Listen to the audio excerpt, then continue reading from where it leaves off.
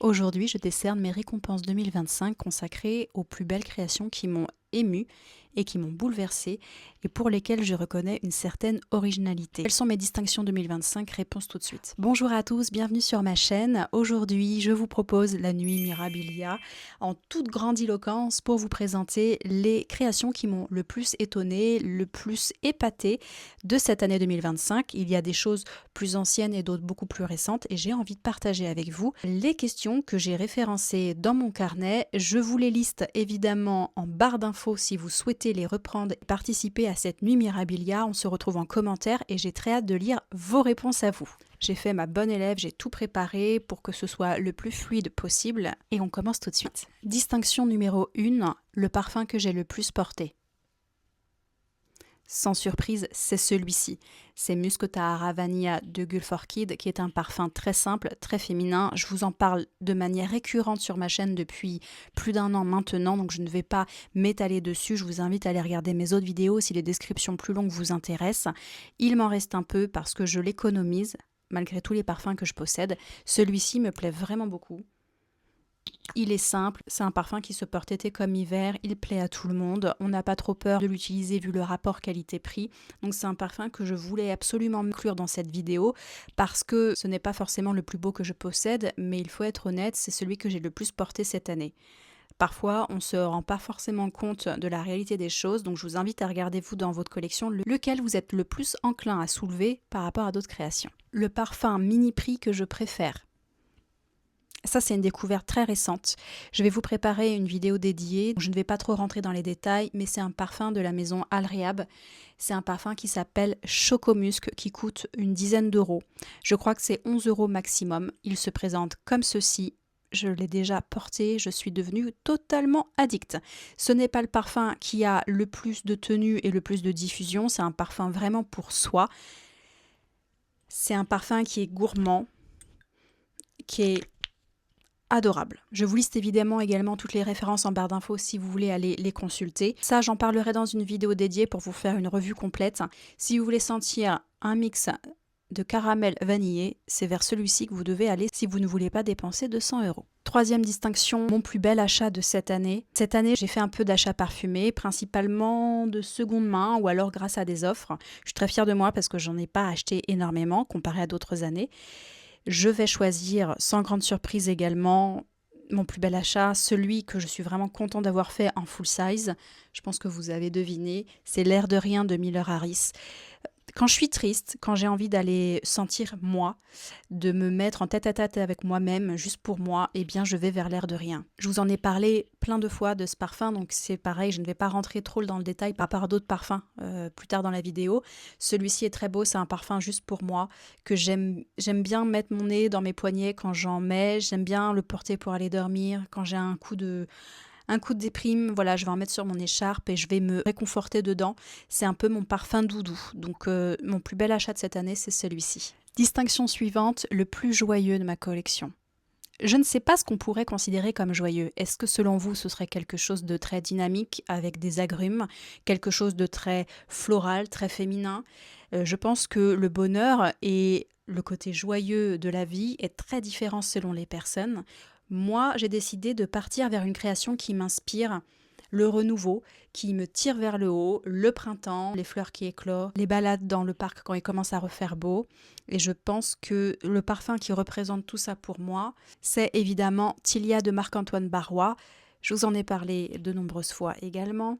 C'est un genêt mielé avec du jasmin, c'est un parfum qui me met le sourire tout de suite, c'est un parfum très joyeux, très lumineux, il tient très bien. C'est le parfum, si je vais aller, j'en sais rien, à un événement au printemps, je vais me diriger vers celui-ci. C'est un parfum qui est collant sans être trop sucré, ça m'écœure pas, il faut en mettre très peu. Et je trouve que c'est une de mes plus belles découvertes 2025. Il avait évidemment sa place dans cette vidéo. Ensuite, on va aller dans des distinctions qui sont peut-être le plus imagées et qui m'ont le plus plu. Ce sont des distinctions que j'ai décidé d'attribuer suite à des découvertes plutôt récentes. Je vais commencer tout de suite avec le plus beau gourmand. Et vous savez pour moi que la famille gourmande olfactive n'est pas une famille de prédilection. J'ai du mal à trouver une très bonne balance entre le côté gourmand mais pas écœurant. Mon gourmand préféré étant jusqu'à présent Hypnotique Poison livraison de Dior, donc vous voyez que c'est pas non plus une overdose de sucre, mais c'est pas extrêmement raffiné non plus. J'ai trouvé un gourmand très raffiné, j'ai décidé d'attribuer ma distinction au parfum Philly & Phil qui s'appelle Faith for Fantasy. C'est un parfum qui est extrêmement joli. C'est un parfum qui évoque la praline, la vanille. Et je le trouve vraiment très doux. On a un aspect un petit peu caramel, très léger. Il a une très bonne tenue, contrairement à ce que j'ai pu dire par le passé. Je l'ai testé sur peau plusieurs fois. Et alors, il n'a pas une diffusion extraordinaire, mais c'est un parfum que vous sentez même quelques heures si vous sentez un peu les points d'appui là où vous l'avez pulvérisé. C'est un parfum que j'ai très envie d'avoir en décan au minimum. Peut-être pas investir dans un full size, mais je le trouve vraiment très beau. Si vous aimez les odeurs de pralin et de gourmand très raffinés, celui-ci saura vous plaire. Je voulais absolument le mettre dans cette vidéo parce que ça me réconcilie un petit peu avec cette famille que je trouve parfois trop criarde. Ensuite, j'ai décidé de créer la distinction de la description la plus réaliste, à savoir ce qu'on me décrit, c'est vraiment ce que je sens dans le parfum et c'est pas chose aisée. Et je pense que vous avez dû vous en rendre compte avec le calendrier de l'Avent. Et j'ai décidé d'attribuer cette distinction à un parfum que j'ai beaucoup aimé, qui est un gourmand également, peut-être un peu trop sucré pour moi, mais que je trouve très joli. C'est évidemment la nouvelle création de chez Acro qui s'appelle Crush. C'est une création qui évoque le macaron à la rose et à la framboise. C'est exactement ça. Voilà. Quand on sent ce parfum, même des jours après, on a cette sensation de ganache très sucrée, très parfumée, qui va venir se coller à vos dents et qui va vraiment vous procurer un soupçon un soupçon de sucre en vous, une réaction très chimique, très agréable. Honnêtement, c'est la plus belle description, je trouve, la plus conforme, la plus réaliste. Et je m'attendais vraiment pas à aimer autant ce type d'odeur. Je trouve que effectivement c'est pas trop alimentaire, c'est joliment fait. C'est une création qui est très raffinée pour les grandes fans de macarons et de sucre. C'est une création extrêmement raffinée. Donc pour moi c'est la description la plus réaliste, c'est évidemment celle-ci. Ensuite, je voudrais mentionner la création la plus originale que j'ai découvert récemment. C'est un parfum que j'ai pas forcément envie de porter sur peau et de me l'attribuer au quotidien et de devenir une identité olfactive, mais j'ai trouvé ça original, j'ai trouvé ça bien fait, j'ai trouvé ça également très raffiné. C'était une expérience olfactive, vraiment on sent que quand on parle d'art olfactif, pour moi c'est ça. Et retranscrire des émotions à travers un parfum, pour ce que ça nous déclenche intérieurement plutôt que pour le porter juste sur la peau. Et je vais citer la maison Sans Venin avec la création Pain Nouveau, que j'ai découvert récemment également, et qui est une création autour du pain aux céréales et de la feuille de figue. C'est une création qui n'est pas trop alimentaire. On a bien sûr cette sensation de sentir la croûte du pain au levain, qui est vraiment très ferme et qui croque sous la dent.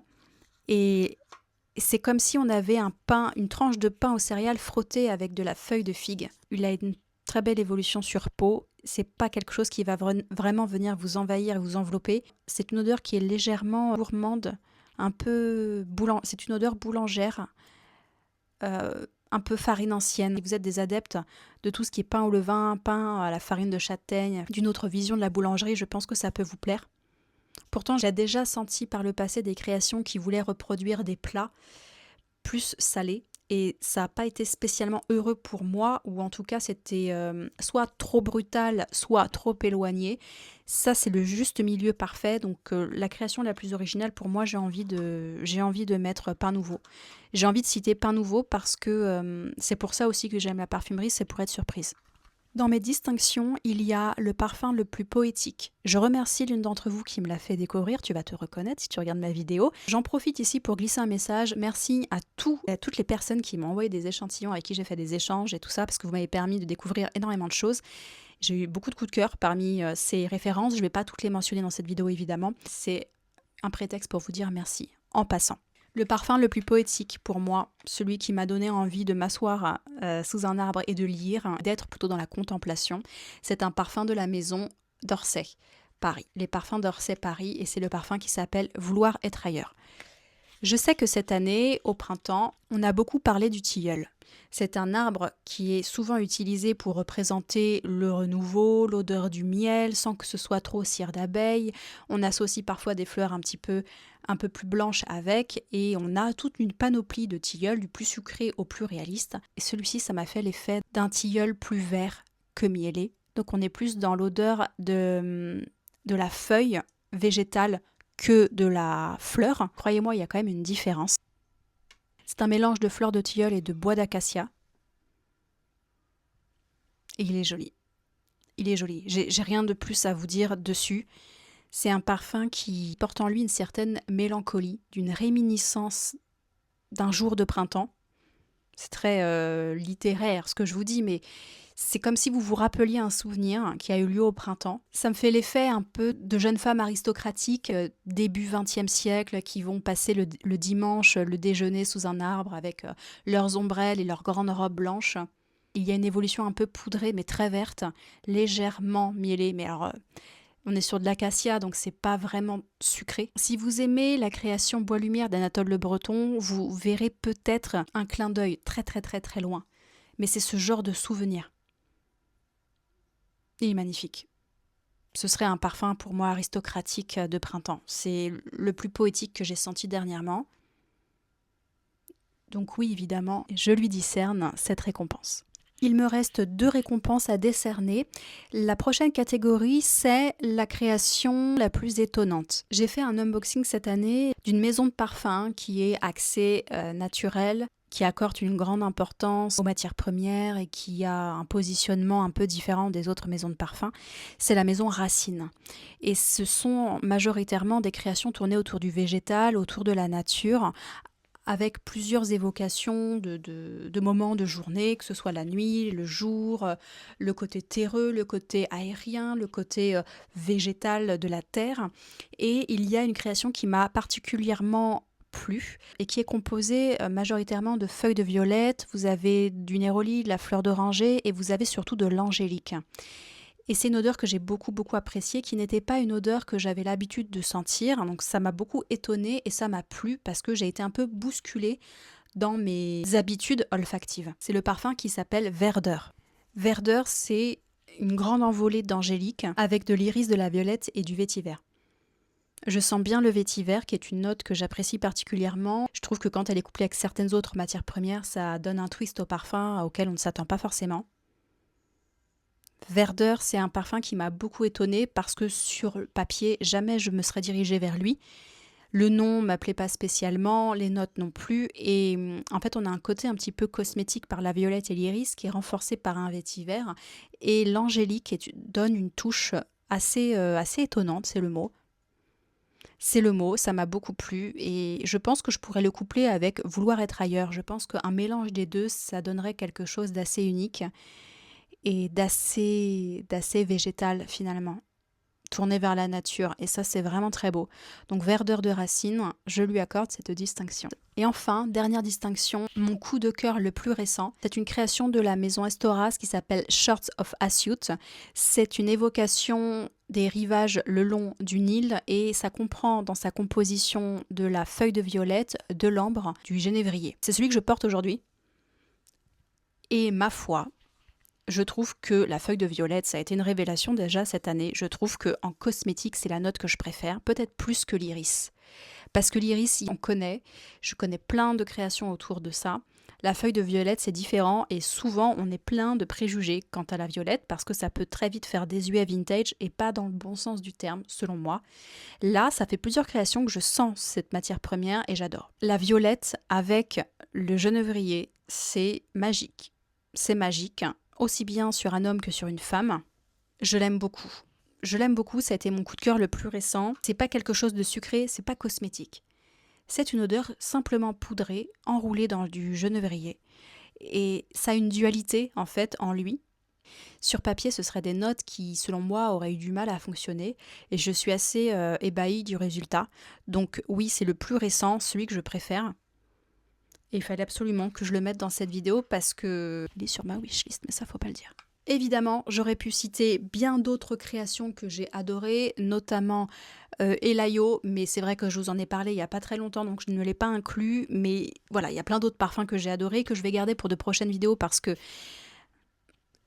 sinon ma vidéo ferait 40 minutes. J'aurais plus de candidats à chaque poste, mais ceux que j'ai choisis, c'est vraiment ceux que je veux mettre en avant aujourd'hui parce que ils ont permis à mon année 2025 de m'ouvrir davantage au niveau olfactif, de découvrir davantage de créations vers lesquelles je ne serais pas allée et de m'ouvrir un peu plus à mon imaginaire et plus à être dans le ressenti que sur l'envie que ça matche avec moi forcément.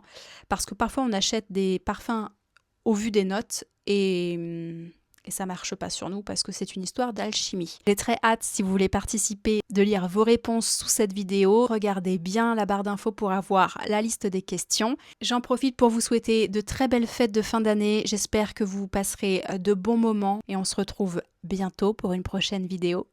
Ciao!